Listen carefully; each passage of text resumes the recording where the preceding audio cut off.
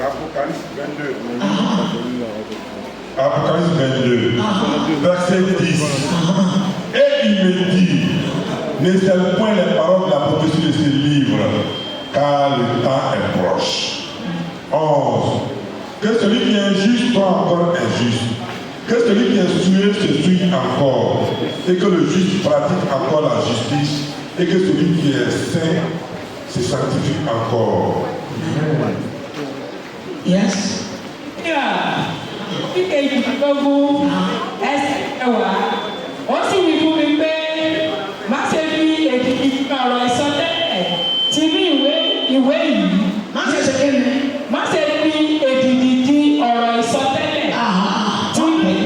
ti ní ìwé yìí nítorí kù sí dẹ́dẹ̀. Má bọ̀ ọ̀rọ̀ náà má. Il ne faut jamais cacher la parole de Dieu. Attends, pas d'essai. Au moment que tu as commis des péchés, Attends, fais d'essai. d'où tu veux commis des péchés. Mais tu vas dire qu'il n'y a rien. Et la maman, elle ne va pas se fâcher. Mais si la maman t'attend vient à l'église, qu'elle va reconnaître que tu ne fais jamais ça. Est-ce que tu sais la maman, pour peut-être tu viens adorer? Il faut avoir la crainte de Dieu. Il ne faut jamais cacher la parole de vérité de l'Éternel. Et de la parole de vérité de l'Éternel. Alors que àwọn òtítọ́ ọ̀rọ̀ Ọlọ́run. Ẹgbẹ́ ìdẹ́ka mú ìlérí akọ́ láti bò mọ́lẹ̀. Il ne faut pas parler des arguments. Mais ce que Dieu dit, c'est ça qu'il faut suivre. Tout ce qui se produit dans le monde. Et la maman, elle savait peut-être que l'auteur a arraché tous les ingrédients des enfants de Dieu. Les pasteurs se combattent entre eux. Ils n'ont pas le temps pour prêcher la parole de Dieu. Et ils sont rentrés dans le Facebook. Ils sont remplis dedans. Les pasteurs se mentent entre eux-mêmes. Ils sont en train de dévoiler les secrets entre eux-mêmes. Ils sont en train de garder les noms entre eux-mêmes. Que le travail qu'ils sont en train de dire que Dieu les a payés, ils ont commencé à renverser. Et ils ont commencé à renverser avec la parole qui sort dans l'esprit. Que les bonnes paroles que c'est la vie des fidèles, ils ont pris toutes les langues pour les renverser. On va mettre parce que c'est dit les paroles qui sont dans sa bouche, mais l'homme ne veut jamais écouter ça. Maintenant, tu penses que ce sont deux. La fin du monde est approchée. Il dit que la guerre va se lever contre la guerre. Et l'amour va quitter sur la terre. La souffrance sera très très beaucoup. Vous voyez qu'il y a la souffrance qui est dans le monde. Mais en tant que tu es chrétien, au nom de Jésus, on va avoir la souffrance avec le monde. Le monde, la fin du monde est approchée. L'homme des péchés, il faut te retourner derrière. L'homme de devant, pourquoi va devenir l'homme de derrière?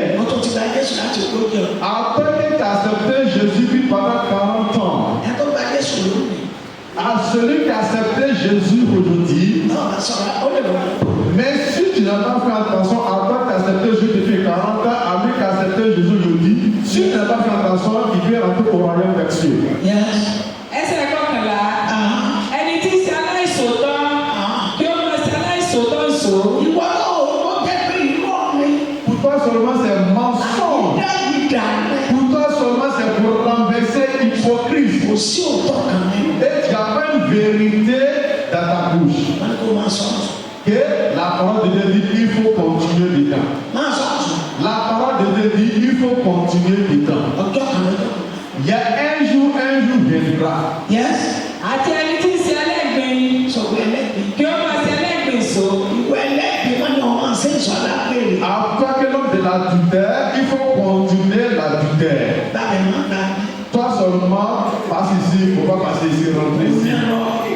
gros menteur. Bùkátì ẹ̀ ló ti tẹ̀ pé ẹ̀fọ́ sáyẹn mọ̀. Et en ce moment, c'est avocat qui t'a mais moi, te retrouver à quel moment. Sọmọ ló lọ lọ lù bẹ́ẹ̀ ni wọ́n ti. Mais on dit que tu vas à son mais c'est trouver, on va te retrouver. Máa lọ sí Bàṣán. Mais tu dis que tu vas à Bassam, Ọmọ wa ló dá lu wa. à ce moment, mais c'est dans moi, ok, ils vont te retrouver là-bas. Wọ́n ní ọmọ sẹ́yìn. On a dit d'idée, il faut continuer de Kọ́tínú. Bíbélì wípé máa tẹ̀síwájú nínú rẹ̀. Onídàájọ́ fẹ́rẹ̀ dé. Parce que l'homme de juste, il viendra. Bàtà bẹ́ẹ̀ mọ́ lọ́wọ́. Mais si tu as trouvé dans le péché comme ça, O ti ṣe ayé wa. en ce moment, tu es bien ici dans le monde. àti ẹni tí ń ṣe olódodo kí ó máa ṣe olódodo sọ. Olùwọ́ tó sì ṣe olódodo. En toi, tu es un homme de la justice. Wọ́n ti wọ́n kó bá. Ils ne vont pas faire, ils vont te déranger. Láti ẹ̀dá l'église. Tu vas pas wà nínú ìjọ. Wọ́n lè sẹ́yìn fẹ́ẹ́ pọ̀ tó wa. Tá àwọn èèyàn máa ń ṣe ìfẹ́ tó wù wọ́n. Bá mi ta kù sí. Mọ́ dá sí. Bàbá kan ló tẹ̀lé yìí. Pé má jẹ́ kí wọ́n kọ sínú wàhálà tàbí ìṣòro. Fún kìtẹ́ náà mọ́ kẹ́. Kúrò níbi tí àwọn èèyàn ti ń ṣe yẹ̀yẹ́. Fún kìtẹ́ náà sá. Bàbá àwọn tó tẹ̀lé àpẹẹsẹ. Ẹ má ti ju ẹni bẹ́ẹ̀. Tọ́kọ̀ ọ̀rọ̀ tẹ̀ máa nà káàtẹ̀ tí kéèké ṣùgbọ́n àgbà mi tó wa. Pé ìfẹ́ tẹ̀ ń ṣe pé kò tọ́ wọn lọ́nà òun ò sí bẹ́ẹ̀. Ẹ̀yin ọ̀dọ́. À nous les jeunes. Gbogbo àrà dáradára. Tous les mauvais comportements. Ìwà ìnírò ìwà jà. Et les comportements, on ne peut jamais penser les comportements des chiens. Ọmọge.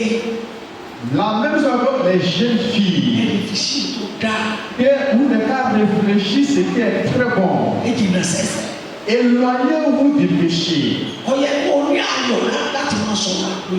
Et tu ne veux qu'être dans la joie quand tu vas commencer à parler la parole de l'adultère. Ṣé o ti máa rí? Tu es marié Tó fi dájá.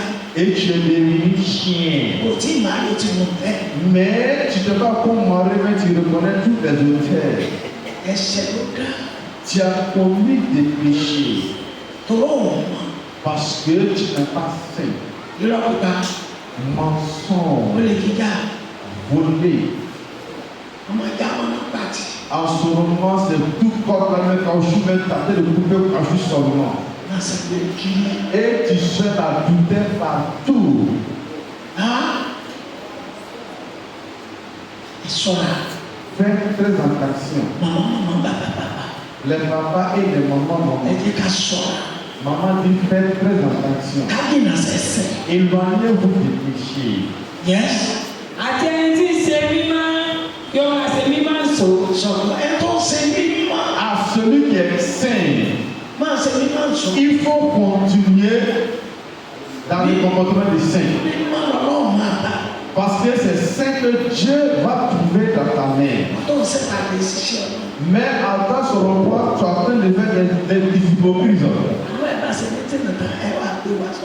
Et en ce moment, vous allez faire des réunions confinées, vous allez amener ça. Ó sì láyé ọlọ́run wọn pàṣẹ. Et même si tu n'es pas dans le monde, Báwo bá ṣọ́ọ̀ṣì ọlọ́run tó dá ṣọ́ọ̀ṣì kò ní yọ mí. mais si tu n'es pas venu à l'église, tu as créé son église, si j'ai jamais décidé, j'ai jamais manqué. Mímọ́ ló yẹ kó mọ̀ sí. Il faut continuer de devenir un homme saint. Tó bá wà nínú ọ̀tẹ̀ Mais si tu es dans l'hypocrisie, tí kankan bẹ̀ nínú ẹ̀. mais il y a quelque chose qui est dans ton cœur, Tó ń sì rẹ̀. et tu es en train de rire, Ọ̀yà mẹ́rin sọ ọmọ ìjọba. et tu es en train de sourire ici les fidèles, Ẹni tó dá ọ̀tọ̀ mọ̀ lù ọ́. mais à lui qui t'a créé, qui te reconnaît plus que Ó toi-même, ní gbogbo ète. il regarde tous tes mauvais comportements. Nígbà wọn ṣe ká ló ń ṣe sí. Mais tout ce que tu as fait de faire, tu fais ça à qui? Òun ṣe é sí ara. Et tu fais les moqueries à toi-même. Ara rẹ̀ ló ń ṣe. Et tu fais ça sur ta vie. Yípadà lọ́dún yìí. Maman, tu changes. N'abẹ́ fẹ́ sí olóyìnbá. L'année 2026 nous dit on n'a pas changé. Yípadà. On n'a pas changé. Yípadà. On n'a pas changé. Máa rìn dédé. Marchons correctement. Bàbá màmá ọmọdé ọ̀dọ́. Papa, maman, jeune garçon, jeune fille, Ẹ máa rìn dédé. marchons correctement. Gbogbo tí Ọlọ́run sọ. Mais tout ce que Dieu dit, Ẹ máa bẹ̀rù rẹ̀. on n'a qu'à avoir la crainte de ça. Tọ́ọ̀bà ní bíbélì kan lọ rà. Mais si tu n'as pas la Bible en main, il faut acheter la Bible. Tọ́ọ̀bà rà bíbélì o ti dáná. Mais si tu n'as pas acheté la Bible, tu as des problèmes. láti kó olówó ra pọ̀tà. Mais il faut te rappeler que tu as l'argent pour acheter portable. ẹ̀yin olówó ra pọ̀tà. Et vous les jeunes garçons, vous avez l'argent pour acheter portable. Papa et maman ont de l'argent pour acheter le portable. ṣùgbọ́n olówó ra bíbélì. Mais tu n'as pas eu l'argent pour acheter la parole de Dieu qui est la Bible. ọba wa lówó rà. Mais si tu as l'argent pour l'acheter, èyí ò lọ wáyé tó dókòwò lẹ́rẹ̀ tó ń ṣí. mais c'est depuis quand tu as eu longtemps chez toi à domicile, tu as fait de dire la Bible que tu as acheté. tó mú bíbélì lọ owó wa bá mi sọ. Que tu as obtenu la Bible de ta mère, Dieu parle avec moi. bá mi sọ lọ́jọ́. Et Dieu parle avec moi. màá ṣì là. Et que tu vas ouvrir. tí wọ́n bá kà. Mais si je lis, yé bá mi sọ. l'Éternel parle avec moi. yéésù tó sọ. Et Dieu il va parler avec vous. tó bá ti sí báyìí. Mais si tu as ouvert la Bible, apá kìíní apá kejì. deuxième ou le premier ou le ó deuxième, lọ́rùn tí o kọ. et tu vas reconnaître que la parole de Dieu va parler avec toi. ó dàbí ti yẹn lọ nínú ìwé. En ce moment, le portail a rendu d'autres personnes fous. àwọn ọmọ ní láti kà bíbélì. En ce moment, ton corps sera persécuté avant àwọn ọmọ que tí tu ní ọ láti kà bíbélì. Mais si ton corps est persécuté avant que tu vas lire la Bible, tó wú mú ọ láti kà bíbélì. en ce moment, il y a la chaleur, mais tu as chaud avant que tu vas lire la Bible. láti kà bíbélì ní ọ là.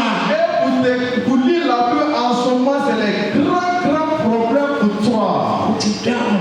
En ce moment, tu as eu les grands problèmes. ìlera rẹ wálé o ti sọ. Et il faut t'appeler toi-même parce que tu es dans ṣùgbọ́n ta wọ́n vie. máa ń bọ̀ dáàbò. Mais si tu as ton portable dans ta main, láti àárọ̀ náà du matin jusqu'au soir, kò sùn. en ce moment même, tu n'es même pas être fatigué. ọba kọ́lọ̀ rẹ̀. En ce moment, c'est juste avec toi. ọba kọ́lọ̀ rẹ̀. En ce moment, c'est juste avec toi. èṣù yíyọ. En ce moment, le diable a pris inú ta ọmọ ayé main. máa yé. Il va t'emmener dans le feu d'éternité. ọmọ kẹ máa ń ka bíbélì náà lé. Les jeunes filles, lisez la Bible chez vous à ọ̀dọ́ domicile. bàbá bàbá ẹ máa ka Les bíbélì. jeunes garçons chez vous à domicile, lisez la Bible. màmá màmá ẹ máa ka bíbélì. Les mamans chez vous à domicile, ne pas lire la Bible. ẹ̀yin ọ̀dọ́ ẹ máa ka bíbélì. Nous, les jeunes garçons, on ẹ̀yin a ọmọdé continué à ẹ lire máa la ka Bible. bíbélì. Les jeunes filles arrivées chez vous à domicile, lisez la Bible. ọlọ́run rẹ̀. Marchons avec l'Éternel. bẹ́ẹ̀ bá ti ṣe bẹ́ẹ̀. La manière que nous faisons cela, ẹ bẹ̀ ẹ̀mí mímọ́. que nous avons reçu le bẹ́ẹ̀ Saint-Esprit. bá ti bẹ̀ ẹ̀mí mímọ́. Et si nous avons reçu le Saint-Esprit, ẹ̀yin aṣẹ́jọ́ wọn ní ìlà láti mais en ce moment, on va avoir la haine de notre portable. dáadáa rẹ̀ mú. Mais c'est quel mauvais chose que nous regardons dans le portable. tó parí jẹ́. Voilà, c'est ça qui a fait de mélanger la vie de chacun, chacune. àpèrè tí gbé wọn náà wọn àti. La douteur qui amène l'homme en enfer. ẹ jábọ̀. On n'a qu'à les ẹ abandonner. jábọ̀. On n'a qu'à les abandonner. ẹ jábọ̀. On n'a qu'à les abandonner. ilé ṣọ̀bà ti dé lójú ọ̀run. Mais si Jésus n'a pas montré au ciel, sọ̀rọ̀ kẹ́ tí yé sọ̀rọ̀. est-ce que tu reconnais que toi, ton Jésus va venir? ọmọdé ti rẹ̀. Mais en ce moment, tu ne reconnais pas le jour. nígbà yẹn ṣe La manière que cette dame, elle est morte. òkìkí kan ní nàìjíríà. Tout le monde a pris au Nigeria. ṣùgbọ́n programme mi ní ẹ̀kọ́ sọ wá. Mais actuellement, c'est un autre programme qu'ils sont en train de parler. àdé kò ti lọ. Parce qu'elle est bien partie. bẹ́ẹ̀ ló mi bá tó lè yára ní ìsìn àwọn aláwọ̀ ti. Et si toi, tu as encore fait sortir, tu vas dire, oh, il a déjà vu ça. kí ló fẹ́ kí yé sọ̀bà. Mais c'est pas tu veux que Jésus n'a qu'à trouver dans ma main, kí Jésus ló n'a pas fẹ́ kó trouvé. bá lọ́wọ́ ẹ̀. Mais c'est quelque chose que tu veux que Jésus n'a qu'à trouver dans notre main. ṣé tí ó yọ ọ̀run náà lọ fẹ́ kó bá. Et ce qui va nous amener en enfer, c'est ça que tu veux que Jésus n'a qu'à trouver dans notre main. bẹ́ẹ̀ tí ó yọ ọ̀run para. Et ce qui va nous amener au paradis, àbí owó ou l'argent. tí mo fẹ́ dá. Ce que je vais te dire, kìrìkàtà. monter, descendre, monter, descendre. ọmọ tó kú yẹn. L'enfant, la fille qui est morte, títí láyé. jusqu'à l'éternité, lẹ́nu ọgbà tí wọ́n bá ti ra fíìmù. au moment qu'ils sont en train d'acheter toutes les films qu'elle a fait, ó ní iye tí ọmọ wọn máa Et il y a telle somme qui va continuer à rentrer dans son compte. C'est pas qu'on est dans cette Mais il ne peut jamais toucher ou dépenser du temps. on est dans. Il ne peut plus les dépenser ou les toucher. Oya iya. Et peut-être sa mère Baba ou ses frères ou ses sœurs. on ti parí sẹ́. Lui, il a terminé son travail. Máa lórí ẹ̀. On n'a qu'à continuer à penser. Bẹ́ẹ̀ bá kú kó lórí. Si notre frère ou notre soeur et notre camarade est mort, on n'a qu'à réfléchir. Bẹ́ẹ̀ bàbá rẹ̀ bá kú kó lórí. Si catégorie de ton père est décédé, Ẹ̀fẹ̀ màmá rẹ̀ bá kú kó lórí. si catégorie de ta mère elle est morte, on n'a qu'à réfléchir. Kọ́ ọ̀mọ̀ pé ọjọ́ kan lọ́jọ́. Et pour que tu vas reconnaître, un jour viendra. Ṣùgbọ́n tó bá correct pẹ̀lú Ọlọ́run. Mais si tu es juste avec l'Éternel, Ìbùkún ni fún. béni à vous. Ìbùkún ni fún. Et bénédiction à vous. Àtẹ́gbà tí Jésù bá pè ọ́. À quel moment que Jésus va nous appeler? Láàrin ìṣẹ́jú kan. Et dans une minute, Láàrin ìṣẹ́jú kan ní ikú àti ìyè. et dans une minute, il y a la vie et il y a la mort. Tó bá ti pè ọ́ báyìí. Mais si tu as payé, Bí àwọn yàrá ti dẹ́nu ókè bíi pé. où les gens ont vu leur bouche en haut, Tí a bẹ̀ sẹ́yìn lọ́sẹ̀. et en ce moment, ils vont aller faire. Wọ́n ti wà ní àgbẹ̀. Et en ce moment, moi et vous, nous sommes dans la joie. Tí wà ní tó ti yan ọ́. Nous sommes en train de glorifier le nom Ó de ti wà l'Éternel. níbi tó ti sọmọ fún àwọn tó sọmọ. Et en ce moment, on est en train de pleurer à ceux qui sont en train de pleurer dans le monde. Jésù ní Jésus a dit, ẹ̀mọ́ sùn. Dieu ne pleure plus. Nígbà Jésù náà pè é. Au moment que Jésus même reconnaît Ó kì í sí lọ tí ó wọ́n lọ ayọ̀. qu'il restait une minute qu'il va rentrer dans la joie, Wọ́n wá sunkún. et les gens ont commencé à Ẹ̀mọ́ pleurer. sunkún ẹ̀sunkún ara Il yín. dit, ne pleure pas pour moi, vous n'avez qu'à pleurer pour vous-même. Ẹ̀sunkún ara. Il pleurait pour vous-même. Ọdún náà bẹ́ẹ̀ ní verses. Que l'année 2026 que nous sommes, Má fi ẹ̀ṣẹ̀ ló gbọ́ràn. il ne faut pas utiliser avec du péché, il faut obéir. Kúrò nínú ẹ̀ṣẹ̀. On n'a qu'à quitter dans le péché. Ọba ní tí ò kúrò lórí asẹ́tì yìí rà. Mais si tu vois ce qui n'est pas important dans ton portable, il faut être Má effacé. jẹ́ kí ìdíkùn kó jọba láyé. Il ne faut pas permettre que ce que tu regardes, il va racheter le roi de ceux de ta main. Jésù ní kó máa bá sàfẹ́. Et il faut continuer à chercher la faveur de Jésus. Fúnra rẹ̀ láyé kó fi bẹ́ẹ̀ ní mímọ́. Et on a qu'à se donner le temps pour que nous allons accepter le Saint-Esprit. Yes, papa. Voici, je viens bientôt, et ma rétribution est avec moi, pour rendre à chacun selon ce qu'est son œuvre. Amen. 13. Je suis l'alpha et l'oméga, le premier et le dernier, le commencement et la fin. 14. Heureux ceux qui l'amèneront afin d'avoir droit à la vie et d'entrer par les portes dans la vie. Yes. Ẹsẹ̀ kejìlá kéèsì èmi bá kankan èrè mi sì bẹ pẹ̀lú mi láti san fún olúkúlùkù Kíyèsí. gẹ́gẹ́ bí sọ̀rọ̀. Remarquez, Kíyèsí. remarquez. Ṣàkíyèsí ìwà rẹ̀. On a qu'à remarquer le comportement que nous faisons. Èrè ó pọ̀ kankan. Il dit, mais bénéficie beaucoup. Ó sì wà nínú ẹ̀ṣẹ̀. La manière que tu es dans le péché, Ó ti lọ́rọ̀ pé onídàájọ́ ò ní wá. et tu penses que l'heure de jugement ne vient pas, Gbogbo ẹ̀ṣẹ̀ tó ń dá. tous les péchés que tu as commis, Onídàájọ́ ti ká gbogbo ẹ̀. en ce moment, le jugement est là à enregistrer tout. Ẹ wá sọ fún ọ náà. Et c'est pour cela qu'il attend de nous dire encore Ó cela. sọ fún èmi náà. Il attend de me dire aussi. Kíyèsí. On n'a qu'à faire très attention, remarquons. Onídàájọ́ pọ̀. Et le jugement, il nous a déjà vu. Wọ́n tó dẹ́ṣẹ̀ lójoojúmọ́. Après que tu commis le péché toujours, Àwọn pẹ̀lú dájú. que l'Éternel te pardonne-moi. Ló sọ̀rọ̀ pé rárá. Kò lè Si dá. c'est que je suis un homme de la chair, il faut continuer à me pardonner. Kò lè dájú. Il ne peut jamais te pardonner. Torí ṣe foutaises. Parce que tu as manqué de respect. Ọ̀tẹ̀ lẹ́sẹ̀. En ce moment, tu m'as pétiné. Ní sọ́ọ̀lù mọ̀. Et tu m'as dit, pardon maman. O tó tẹsẹ̀ kiri. Encore tu m'as pétiné encore deuxième pied. Kò ní sọ́ọ̀lì mọ́. Encore tu me dis pardon maman. O tó tẹ̀lé kẹta. Et troisième encore tu m'as pétiné. Kò ní sọ́ọ̀lì. Encore tu me dis pardon. Wá di ẹlẹ́ẹ̀kẹrin. Mais le quatrième fois, O lè sọ pé mo fọ́ nígbà tí mo fà. je vais te dire, quand te donner 6 fois. O ti di foutẹ́ẹ̀sì. Parce que tu m'as manqué de respect. Ìbínú ẹni ọlọ́run wá. Parce que tu cherches la colère de cette personne. Ẹni tó ń sẹ́dọ̀ wá kẹ̀kẹ́ má bí. La personne qui est en train de foncer, qui est en train de pétiner, tu dis pourquoi va te faire. Ìwé ẹ̀ṣẹ̀ náà ló tó sẹ́.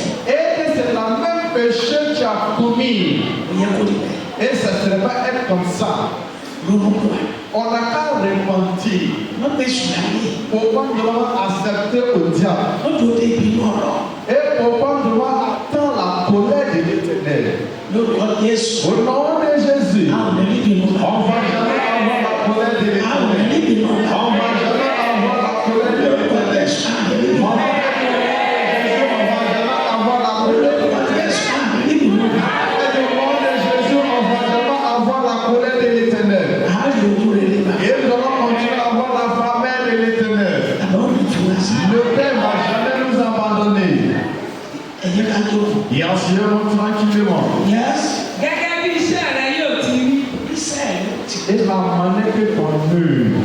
Bọ́ọ̀ ní iṣẹ́ rẹ̀ fẹ́ rí. Mais comment ton œuvre sera? Bọ́ọ̀ ní tèmi náà sì fẹ́. Et comment mon œuvre sera? Jọ lórúkọ wa dà. Repentir. Kí o lè dàtọ́ tó dé. Avant que le jugement viendra. Lórúkọ wa dà. On n'a qu'à repentir. Wọ́n sọ̀rọ̀ sẹ́yìn ìwà lẹ́tọ̀. Et que maman, elle nous a parlé de notre soeur ivoirienne. Ó gbọ́dọ̀ àmì ọkùnrin. Elle a fait, tout son programme. Lọ́kàn rẹ̀ ti balẹ̀. En ce moment, son cœur était tranquille. Wọ́n láwọn ìyá rẹ̀ tó wà lọ ní France. On dit sa famille qui était en Europe. Wọ́n lọ kí wọn. Et ils allaient les saluer. Ó sì mú gbogbo. Elle a fait tout ce qu'elle peut faire. Wọ́n sì sùn. Elle allait se coucher. Kò sì kí. Elle s'est plus réveillée. Wọ́n wà ní wọ́n sì gbogbo ẹ̀ wà lọ́dọ̀. Et en ce moment, ils sont en train de faire des programmes après qu'ils vont amener son corps. Ẹ̀kọ́ wá ṣe ohun gbogbo tán. À celle qui a fait toutes les choses, Tó jẹ́ elle a mangé. tọ́lọ̀ sùn. Et puis elle allait se coucher. Sọ wá mọ̀ ìgbẹ́ oúnjẹ rẹ̀. Et si elle reconnaît la nourriture qu'elle va manger, c'est ça qu'elle est dit. Torí alẹ́ tó wà ní àgbo. Voici le moment que tu as porté comme fardeau. Kò yé mi. En ce moment, elle comprend bien. Lórúkọ Jésù. Au nom de Jésus, Ó ṣe ká bá ṣe. tout le travail que chacun de nous avons fait, Ọlọ́run ó ti ká dúró. et que Dieu va permettre que nous allons utiliser notre travail. Ọlọ́run àgbáyé. Dieu vivant, Ní jẹ́ kí ẹlẹ́lẹ́nu. il va jamais fatiguer que n'importe qui, Kò ní jẹ́ kó kì í sẹ́. qu'il va consommer le travail que de chacun de nous. Dáadáa yé yìí. Je vais devenir dans le monde. Bọ́ọ̀lì. Il faut l'enlever comme des vêtements. Bọ́ọ̀lì. Il faut l'enlever dans ton corps comme vêtements. Tẹ̀lé Ọlọ́run lọ́dún. On n'a qu'à marcher avec Dieu correctement cette année. Kò ti sáré Dáúdà rẹ̀ kò di. Depuis tu as commencé à courir comme le nom de Daouda, tu es devenu quoi? Sọ̀rọ̀. On n'a qu'à s'approcher de l'Éternel. Ṣé fẹ́ rẹ̀? Faisons la volonté de Ẹsẹ̀ l'Éternel. sílẹ̀. Abandonnez le péché. Lọ́dún lè jẹ́ ká ṣe ọ̀pá ọ̀lẹ́rù. Cette année, il faut permettre que le péché ne qu'à avoir crainte de toi. Jẹ́ ká lọ ọ̀pá ọ̀. On n'a qu'à avoir la crainte. Èèyàn tó dàbí ọmọ ọdún mẹ́ẹ̀ẹ́dógún. Un enfant de 15 ans, Wọ́n dàbí ọmọ ọdún mẹ́ẹ̀ẹ́dógún. il est comme enfant de 15 ans. Lọ́sọ̀ọ́ tọ́sí. Et c'est lui qui a dit ce qui s'est passé. Ọlọ́run sọ fún ẹ̀gbọ́n Et que l'enfant de 15 ans a dit à son frère, fi àgbèrè.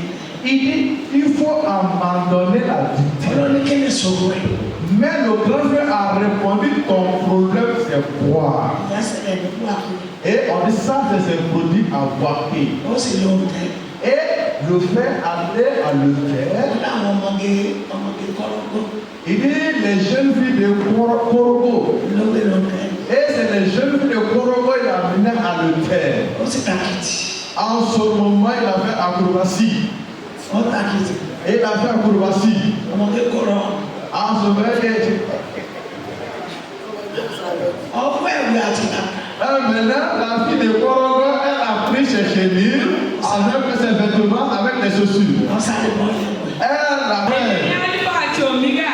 Bàbá sọ pé àwọn ní Alpha Omega. Et mon père vient de dire que c'est lui qui est Alpha et Omega. Ẹni ìṣáájú àti ẹni ìkẹyìn. Ẹni ìṣáájú àtẹni ìgbẹ́. Le commencement et le dernier. Ìpilẹ̀ṣẹ̀ àti òpin. Ìpìlẹ̀ṣẹ̀ àti òpin. J'ai le commencement du monde avec la fin. Bàbá lẹ́ni ìṣáájú àtẹni. Que c'est le fait que le devantier. Kò sí ẹlòmíràn ló wá. Et il n'y a pas aucune personne encore devant Kò lui. sì sẹ́lòmíràn. Et il n'y a aucune personne encore derrière lui. Tí máa wá ń bọ̀ sọ. Mais si l'attend de nous Alpha parler, Omega ń bọ̀ sọ. que Alpha et Omega attend de nous parler, Tó gbà. tu n'as pas accepté. Bàbá ọmọ Nàìjíríà kan bẹ. Elle a été, il y avait un enfant de Nigeria. Ní ọmọ bẹ́ẹ̀ gbọ́ ti sọ àná. Et peut-être pour nous, si vous avez entendu cette histoire, Aláìgbàdúrà. on dit que le père, mais c'est un homme honnête. Kì í ṣe wọ́n ní owó. Mais ce papa, ça n'a pas l'argent, Ó jẹ́ nìkan tí ọlọ́run sáré àkọ́kọ́. mais c'est un homme que Dieu l'a honoré. Ó ti lónà. Ó ti kú. En ce moment, il est mort. Ní ọjọ́ kan, Un jour, ó sọ̀rọ̀ nígbà yẹn. il a parlé Gbọ́ nígbà yẹn. à celui qui avait été au courant auparavant. Ẹ Yẹ́sù. Et il y a deux mecs qui ont couché avec sirène des eaux. Tọ́ọ̀mù kan máa jẹ. Mais tu ne reconnais pas, elle est sirène des eaux. Tí bá aṣọ gbogbo onílé rẹ̀ ti lọ. Et au moment que tu as fait la putain avec elle, tout ton bonheur est quitté en toi. Ó sì lè gbọ́ lẹ́nu. Et en ce moment même, tu ne peux pas t'échapper. Ẹsẹ̀ ń lóró. Le péché fait très très du mal. Bàbá yìí. Le vieux, le monsieur est mort. Cadeau. Ọmọ lókìlókì. On dit il est clair comme ragoût. Tó bá ṣẹ́jú wọ́n bẹ̀rẹ̀ náà ṣùgbọ́n ṣètì. On dit mais si la fête, si personne Ẹ avec la sọ̀rọ̀ fête. láti máa ń sin ọlọ́run pẹ̀lú èṣù. Et on a fait attention pour adorer Dieu avec des morts. Ẹsẹ̀ ìfẹ́ ọlọ́run. Faisons la volonté.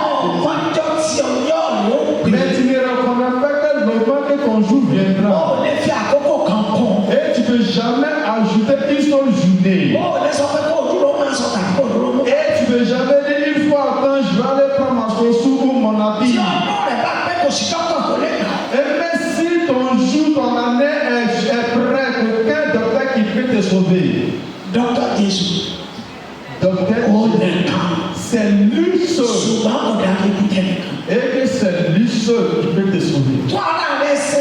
On n'a qu'à se changer entre nous-mêmes. Lẹ́ni fẹ̀sìsì. L'année 2026 que nous sommes, Kó ẹsẹ̀ sílẹ̀. il faut abandonner le péché. Sọfá kò rẹ̀ rẹ̀ ń dẹ́sẹ̀ náà. Dis à tes camarades ou ton ami, je ne veux plus commettre le péché. Sọ̀rọ̀ ẹ̀ tí bá ti fi ọ̀sẹ̀ rẹ̀ yẹn. Mais voici tout à fait se moquer de toi. Gbàgbé ọmọ. Et il faut reconnaître que c'est enfant du feu. Ìyàwó àfisà yìí. L'essentiel, il faut le mettre à sa place. Má ti kókó bọ̀. Et pourquoi il va te mettre dans les Ìyá problèmes. ẹ̀sìn kókó náà fún un. Ẹsẹ̀ kẹ̀mbá. Ìbùkún ni fún àwọn tí ń fọ aṣọ wọn. Kí wọn kí ó lè ní àǹfààní láti wọ síbi igi ìyè náà. Dọ́nà sẹ́ ẹ̀rù tó àwọn ọ̀rọ̀ sí mi. Vous pensez que peut-être les vêtements que tu as portés ou parce que tu es sage. Fún aṣọ rẹ̀. Il faut laver tes vêtements. Ìwà ló ń jẹ́ bẹ́ẹ̀. C'est le comportement qui est sage. Yí padà. On n'a qu'à changer. Tóra rẹ̀ sí. Et on n'a qu'à s'arranger. Wẹ́rà rẹ̀ mọ́. On n'a qu'à se laver, être saint. Kúrò lọ́nà ẹ̀sẹ̀. On n'a qu'à quitter sur la route du péché. Kó lè so. Pour que moi et vous n'allons réussir. Ọ̀gá mi kò gbọ́dọ̀ wọ́n kò fẹ́. Mais si tu n'as pas de mari, il faut chercher un mari, il va te marier. Rẹ́mà àti Jímọ̀ tí a bá ti pọ̀ ti sẹ̀sì. Et on va dire, on dit vraiment avec dis-moi, ils ont monté sur toi tous les jours, tu es devenu un homme non Ọba aimé. bá bẹ̀rẹ̀. Mais à travers là-bas, si tu meurs, Ẹ̀ṣẹ̀ náà. c'est un grand péché en toi. On n'a qu'à repentir. Et on sera très heureux. Yes. àti kí wọn kí ó lè gba àwọn ẹnubodè wọ inú ìlú náà. Et pour que tu vas passer à la frontière pour rentrer dans cette ville. Et tu vas passer à la frontière, tu vas rentrer à la frontière. Où aller à l'aéroport d'Abidjan? Il faut t'adonner un chassé dans ta main. Et tu dois porter une chaussure, ce n'est pas même couleur, à droite et à gauche. Et en ce moment, tu as chassé des gardes dans ta main, puis tu as fait de consommer même dans ta bouche. Et que tu veux rentrer à l'aéroport. Et tu vas trouver tes grands frères, ton père qui avant que tu vas t'approcher auprès de la portière. Les fous arrivent. Et à ce moment, il va commencer sur le champ. Et sur le champ, moi tu peux me dire. Mais combien si la voix de l'Éternel, la porte de l'Éternel, que la voix de le roi des rois, chien n'est jamais passé, un homme de péché n'est jamais passé, un homme qui n'a pas obéi n'est jamais passé. En ce moment, toutes les larmes qui coulent à tes yeux n'est jamais passé. Mais si tu as tiré ton oreille, que ça va se couper, jamais rentrer. En ce moment, c'est on n'a qu'à se laver. À partir de cette à partir d'aujourd'hui, à partir de ce mois, à partir de cette année, on n'a qu'à se laver. Il ne faut pas permettre les mauvaises choses. Et pour rentrer encore dans l'année de 2026, il ne faut pas prendre de mauvaises choses pour continuer l'année de 2026. Yes, papa. 15. Dehors les chiens, les enchanteurs. Quand c'est des chiens là, Et si maman s'occupe à Dja, maman, il a acheté là. elle veut me dire, ah, maman, tu m'as fouillé. Mais ce qui est dans la Bible, c'est ça, elle a train de dire. Yes, papa. Dehors les chiens, les enchanteurs, les impudiques, les meurtriers, les idolâtres, et quiconque aime et pratique le mensonge. Mais si tu es le chien des chiens, tu es un homme qui chante, et tu es un homme de péché. En ce moment, tu n'es même pas bon, même titou. En ce moment, tu n'es pas important. En ce moment, tu es poubelle devant l'Éternel. Et on n'a qu'à se laver, on n'a qu'à devenir saint. On n'a qu'à avoir la crainte de Dieu. Faisons la volonté. Yes. ẹsẹ̀ kẹẹ̀dógún.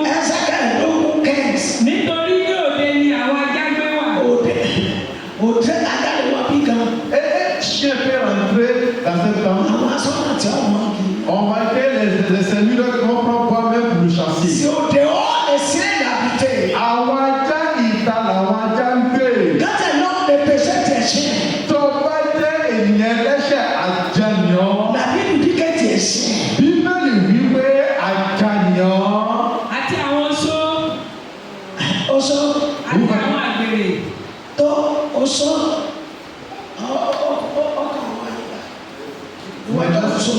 Avant que tu pratiques la sorcellerie, tu es chien. Devant Yes. àti àwọn àgbèrè. les àti gens de àwọn l'adultère. apànìyàn. L'aide de l'adultère. Et sinon, par la maman, elle parle l'adultère chaque jour. C'est la parole de vérité qui a chassé les hommes qui vont se taire. Que les hommes de Dieu qui vont commencer à garder pour eux, c'est ça. Parce que le corps là a la haine de la vérité. Eux ne veulent pas la vérité. L'essentiel pour que l'homme de Dieu n'a pas commencé à máa mentir. sọ fún abẹ́ni bọ́ọ̀dì ní ìgbésù ẹni bọ́ọ̀dì. Que tu peux, l'homme de Dieu n'a pas dit, tu peux manger l'igname de n'importe qui. èyí ọ̀fọ̀ ni wọ́n máa bẹ̀ sí. Et en ce moment, c'est les mauvais temps, ils vont commencer à mettre au dehors. wọ́n máa ṣe bá a ṣe. Et en ce moment, ils vont commencer à faire les gens comme ça, homme de Dieu. ṣùgbọ́n àṣẹ tó bá dé ń bo Mais homme de Dieu, dit que jamais ọ̀tá wọn. ils sont ennemis. ìránṣẹ́ tó bá ìṣòwòsòwò ṣáájú. Mais l'homme de Dieu qui a fait par charité, yóò jọ ọ̀nà pẹ̀lú wọn. et il va rentrer dans le feu. lórúkọ Jésù àwọn ẹ̀wọ̀n. Maman, Jésus ne va pas rentrer dans le feu. yes. àti àwọn apànìyàn. àwọn apànìyàn. À ceux qui tuent mort, apànìyàn. à ceux qui tuent mort. kì í ṣe gbogbo èèyàn Ce n'est pas tout le monde tó mọ̀ bẹ̀rẹ̀ wọn ló pààyàn. qui a couteau dans sa main qui tue mort. àwọn èèyàn fi ìwà apá ènìyàn. Il y a d'autres qui prennent leur comportement pour tuer les frères. wọ́n fi ẹjọ́ ọ̀rọ̀ ẹnu wọ́n fi ń pa ẹ̀. Et il y a d'autres qui prennent les paroles qui sont dans leur bouche pour tuer les àwọn frères. ènìyàn wọ́n fi ìṣe wọ́n fi ń pa ẹ̀. Il y a d'autres qui prennent leur comportement pour tuer les frères. wọ́n fi àwọn wọn pa ẹ̀. Il y a d'autres qui prennent sa langue pour tuer ses frères. sọ ẹ̀ fún ibẹ̀. Et c'était comme ça. abalẹ̀ À celui qui a fait dégager la vie de son frère ou sa soeur. ẹ̀ tí ó kọ̀ ọ́ ẹ̀ tí ó tó ta. À ceux qui vont mentir sur toi, après ils vont s'arrêter encore devant ẹ̀ lui. tí ó tó ojú èèyàn ká kí. À celui qui va leur raconter tous tes problèmes partout. tọ́ba tó ní ènìyàn Mais quand il va te voir, ìwọ̀ ọ̀rọ̀ en même temps, il va mettre tous les défis à terre. àwọn yẹn náà bẹ́ẹ̀ ni àwọn ẹ̀ma yọ̀. Et ce sont les gens comme ça à ceux qui tuent sans effet. tọ́ba wà lẹ́kọ̀ọ́ Mais si tu as les 7 groupes comme ça, il faut quitter du temps. tọ́ba wà lẹ́kọ̀ọ́ Si tu es dans ce groupe comme ça, il faut quitter dedans. tọ́ba sì gbọ́ràn olúwa ní Mais si tu n'as pas écouté ce que Dieu dit, mo ti dáhùn. et en ce moment tu as des grands problèmes. tọ́ba kọ́ pé olúwa wí. Mais si tu as entendu ainsi par l'Éternel, olúwa wí. ainsi par báwo l'Éternel, dárí rí. mais tu n'as pas tremblé, ìwà tọ́lá mi. c'est toi avec Dieu. sọ̀rọ̀ Fais très attention. yípadà On n'a qu'à changer. bẹ̀rù ọlọ́run. On n'a qu'à voir la crédit. yes. àti àwọn abọ̀rìṣà. àwọn abọ̀dìsà. À ceux qui ont envie d'adorer les idoles, les idolâtres, les gens qui ont envie d'adorer les ní idolâtres. olóòsà ní ọba tí yá kò sọ. Et en ce moment, quand tu quittes en l'église, ìyá ọ̀sùn. en ce moment, tu es maman de Osson. ìyá ọ̀sùn tó jókòó jẹ́jẹ́. Et maman de Osson qui est assis tranquillement chez bẹ́ẹ̀ elle. káná bá ti ń lọ àwọn tó ti lọ. Et en ce moment, même si tes premiers, tes autres te font mal, tu as déjà arrivé ọba chez elle. yóò rí ọ̀tọ̀ náà ní ọ. Mais si le roi du monde n'a pas vu notre Dieu te voit, dúró ti olúwa. parce que tu n'as pas demeuré avec l'Éternel. ó dúró ti olúwa. Tu n'as pas demeuré avec l'Éternel. dúró ti olúwa. On n'a qu'à demeurer avec Dieu. ṣe fẹ́ olúwa. Faisons la volonté de Dieu. bẹ̀rù ọlọ́run. On n'a qu'à avoir la crainte de Dieu. gbọ́dọ̀ sí ẹ̀. On n'a qu'à obéir à toutes ses paroles. kó sì sọ ẹ̀. On n'a qu'à faire très attention. kàn bá jìyà. Pourquoi tu vas avoir le châtiment de l'Éternel? yes. àti olúkúlùkù ẹni tí ó fẹ́ràn èké tí ó sì ń hùwà èké. olùkọ́ ẹni tó fẹ́ràn èké. À celui qui fait le comportement de l'hypocrite ìwà èké. et le moment de l'hypocrite. wọ́n ló lò lọ́wọ́ra. Et c'est toi qui vas aller se cette dame. Tu n'as pas vu ce que ta voisine a dit? yẹn sọ. Après, je vais t'appeler te dire après. ó sì tó mọ́ tán. Mais tu vas voir cette personne. ẹ̀ náà wọlé. Bonne arrivée. ó sì yẹ kírísítẹ́nì. Et tu dis que tu es chrétien. jáwọ́. Il faut quitter les gens. gbogbo àwọn tọ́lọ́run nífẹ̀ẹ́ sí. Tous les mauvais comportements que Dieu n'aime pas, jáwọ́. on n'a qu'à les abandonner. jáwọ́. On n'a qu'à les abandonner. jáwọ́. On n'a qu'à les abandonner. kó sì fi. Faisons la volonté de Dieu. yes. 16. Moi, Jésus, j'ai envoyé mon âme pour y apercer ces choses dans les églises. Je suis le rejeton et la postérité de David, l'étoile brillante du matin. Amen. 17. Et l'esprit et l'épouse disent, viens. Et que celui qui entend dise, viens. Et que celui qui a soif vienne. Que celui qui veut prenne de l'eau de la vie gratuitement. Amen. Yes. ẹsẹ̀ kẹrìnlélógún Jésù ni ó rán áńgẹ́lì mi láti jẹ́rìí nǹkan wọ̀nyí fún yín ní ti àwọn ìjọ èmi ní gbòǹgbò àti irú ọmọ Dáfídì àti ìràwọ̀ òwúrọ̀ tí ń tàn. Amen. Amen. C'est vrai. Et c'est toi que l'étoile du matin, et tu es l'étoile du matin. Et les gens ne reconnaissent pas l'étoile du matin. Tu es l'étoile du matin. C'est Jésus-Christ de Nazareth. Et c'est lui qui est l'étoile du matin. Et c'est lui qui est l'étoile du matin. Yes. ẹsẹ̀ kẹtàdínlógún àti ẹ̀mí àti ìyàwó wípé máa bọ̀ àti ẹni tí ó gbọ́ kí ó wípé máa bọ̀ àti ẹni tí ó kò gbẹ́ngbẹ́ kí ó wá ẹnikẹ́ni tí ó bá sì fẹ́ kí ó gba omi ìyè náà lọ́fẹ̀ẹ́. Omi ìyè náà sọ fún ẹ náà. Et c'est l'eau de la vie que nous avons ce Omi ìyè náà fún ẹ náà.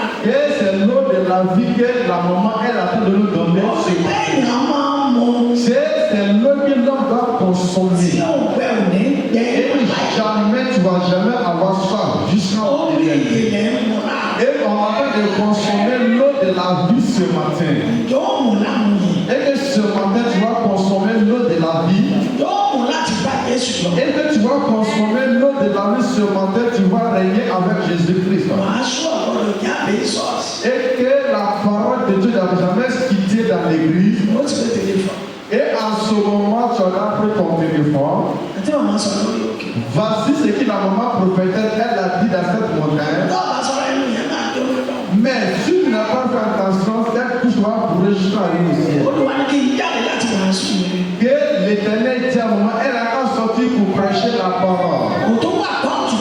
Et en ce moment, tu es contre prédication de la maman prophétesse. Bẹ́ẹ̀ wọ́n láwọn oníjà. Et remarque, tu en parles avec l'Éternel. Ọ̀pọ̀ wá sọ́ọ̀sì. Mais plusieurs viennent à l'église. Lẹ́yìn àṣà wọn wà ní. Àṣà Et il y a plusieurs qui viennent à l'église. àwọn ènìyàn wá sọ́ọ̀sì. Les gens ne viennent pas à l'église. Lẹ́yìn àṣà sọ̀rọ̀ náà. Mais au moment si on voit. Àwọn èèyàn wọn wà níbí. Àwọn èèyàn wọn wà níbí. Àwọn agbódegbà wọn wà níbí. Àwọn èèyàn Et les gens sont là. wá sọ́ọ̀sì. Ils ne viennent pas à l'église. Àwọn olófòfò. Mais les rabbins font des cas. Wọ́n dùnú láàyè. Et ils vont couler. Lórúkọ Jésù. Jésus. Àwọn olófòfò. Les gens qui les font des cas. Les rapporteurs. Torí tí wọ́n jẹ. Et ceux qui vont consommer. Tó bá jẹun yóò hà ọ́. Mais ceux qui vont consommer, ça serait d'accord. Ìránṣẹ́ ọlọ́ọ̀gbọ́dọ̀ sọ. Que l'homme de Dieu n'a pas parlé. Ọjọ́ náà pé ìwọ Tu sais que ìwọ ni màmá fún wa.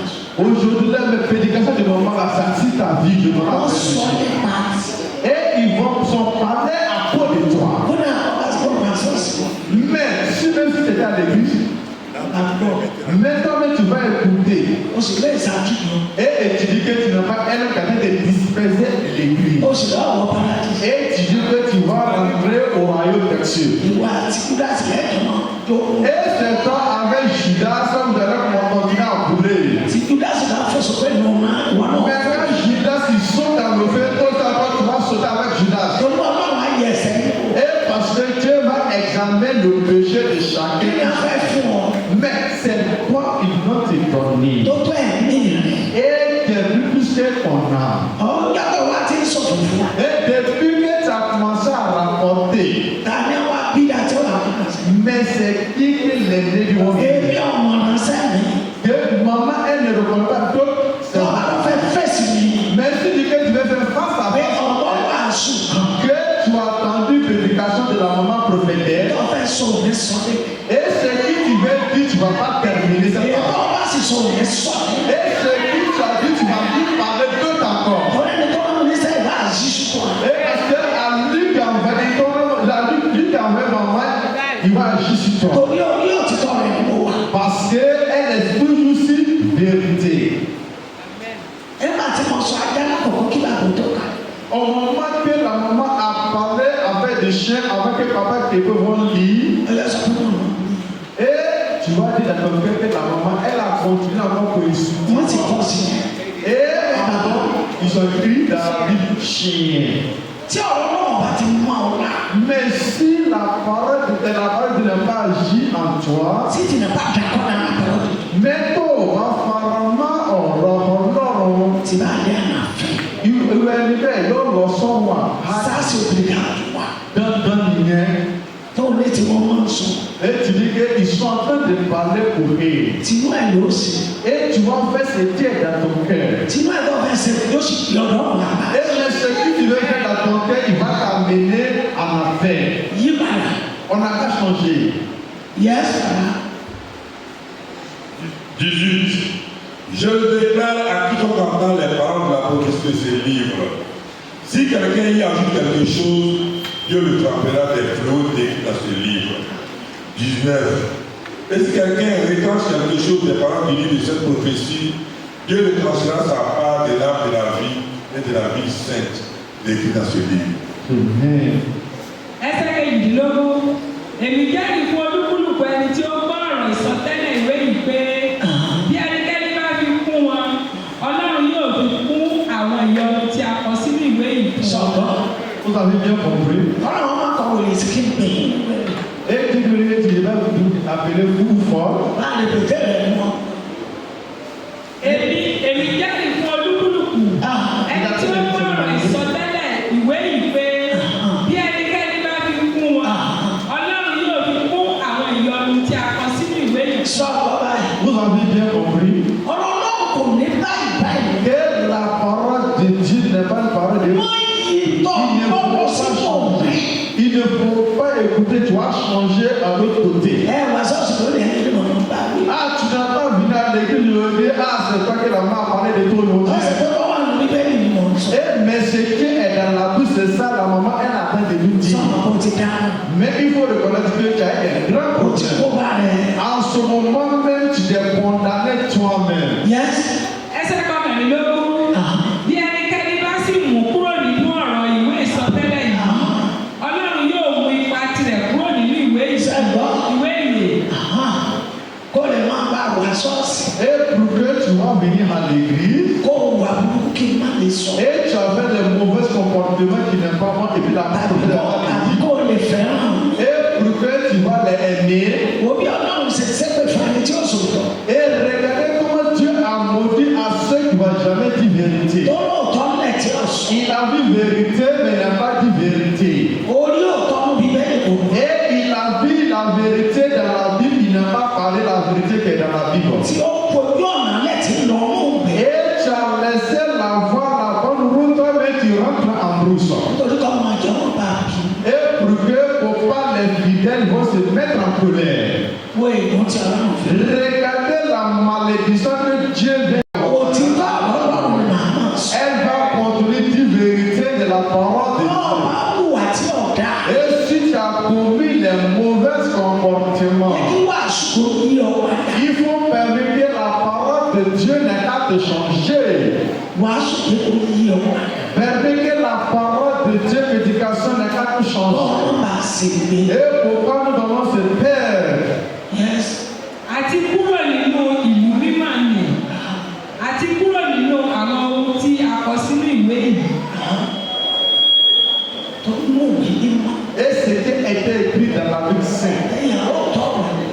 Mais tu as vu, ẹsẹ̀ kọkàndínlógún bí ẹnikẹ́ni bá sì mú kúrò nínú ọ̀rọ̀ ìwé ìsọtẹ́lẹ̀ yìí ọlọ́run yóò mú ipa tirẹ̀ kúrò nínú ìwé ìyè.